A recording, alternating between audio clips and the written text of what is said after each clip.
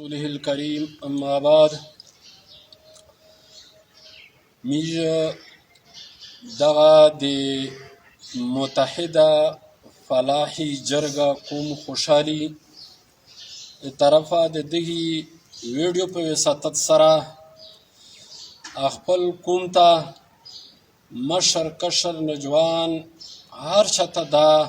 اعلامیه ورکوي چې انشاءالله سبونه بله ورځ د څلورم په ورځ په دریم تاریخ باندې د ماسپښین 2 بجې باندې کیزه د کرکټ په ګراوند باندې د امن په نوم باندې د امن د قیمولو دپاره یو پر امن احتجاج ولته کیږي فیصلو کیږي چې نن د میشتو سے په خطا شي کې ظلم او زیاتی کیږي یا بجیا مثال په تور مرګ چې پاین د میژ یو معصوم بچای شهید شو داسې دوا ور سره ولګېدل او داسې د میژ په کورینه ته او هغه د په دیوالینه باندې د قبیلې نه او د ترسارې نه ډک وینه وي و دا ته د میژ سکورټي ادارې وړي نه دغې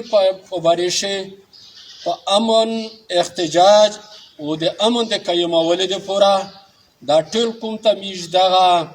اطلاع ورکوي چې واده ته په 2 بجې باندې د څلورم په ورځ باندې که د خدای خوښه وه په کسکیشو جمع کیږي نو دغه د میژ پر امر احتجاج ته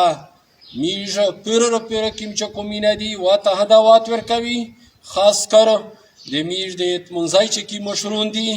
میژ هغې نه دا کلکه مطالبه ده چې په دا شتو سه تقریبا د نیمه ګنټې